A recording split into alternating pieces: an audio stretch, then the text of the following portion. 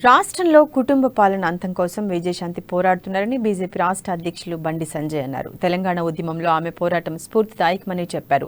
పార్లమెంట్లో తెలంగాణ కోసం కొట్లాడింది విజయశాంతి మాత్రమే అని వ్యాఖ్యానించారు. బీజేపీలో మాత్రమే ప్రజాస్వామ్యం ఉందని, కుటుంబ పార్టీలో ఉండదని విమర్శించారు. ఎంతో మంది కార్యకర్తల త్యాగాలతో బీజేపీ నిర్మాణమైందన్నారు.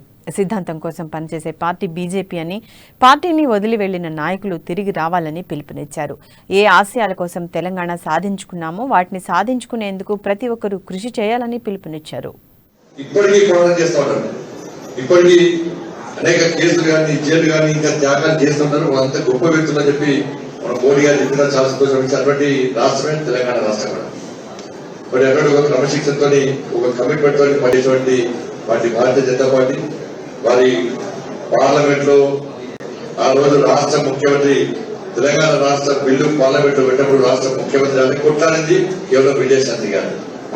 మోడీ గారి దగ్గర పోయి జై తెలంగాణని గర్జించింది కేవలం విజయశాంతి గారి. పూర్తిగా ఢిల్లీ స్థాయిలో దేశ రాజధానిలో ఉద్యమానికి ఉద్ధృత కల్పించింది విజయశాంతి గారు. కాబట్టి విజయశాంతి గారు వారు తెలంగాణ ఉద్యమంలో పాల్గొని తెలంగాణ ఉద్యమం యొక్క స్ఫూర్తిని తెలంగాణ సమాజం దేశానికి చూపెట్టే ప్రయత్నం చేస్తే రాష్ట్ర ముఖ్యమంత్రి మాత్రం మనం ఏ విధంగా మోసం చేసిన మనం తెలుసు. దురదృష్టవశాత్తు ఆయన యాసతోని, ఆయన భాషతోని, ఆయన అబద్ధాలతో, ఆయన చిమ్మికులతోని, పొట్టిగా చిమ్మికులతోని మనందరూ నమ్మించి